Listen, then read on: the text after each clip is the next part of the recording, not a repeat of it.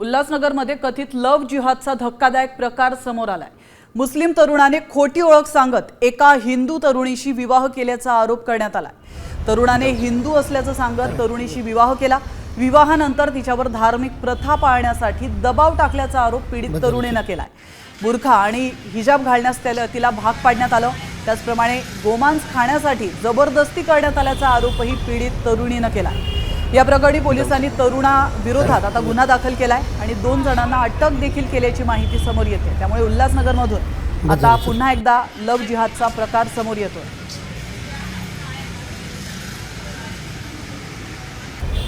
म्हणजे इथून असं फसवून नेलं ना मला, विजय नाव बोलून फसवलं त्यांनी।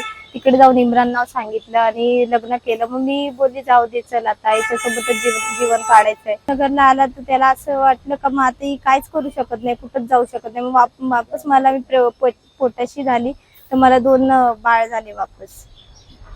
आणि माझी मागणी हेच आहे का त्याला सजा द्या चांगली। आपल्याला फिर्याद दिलेली आहे की तिला त्यांना आपली धर्म मुस्लिम आहे असं न दाखवता तिची लग्न केल्यानंतर ते हिंदू धर्मामध्ये तिला जे देवदेवताला मानत होती त्याबद्दल त्यांनी अपमान केला, त्या बुरखा घालण्यास भाग पडलं। म्हणून मध्यवर्ती गोष्टी या ठिकाणी गुन्हा दाखल करण्यात आलेला आहे।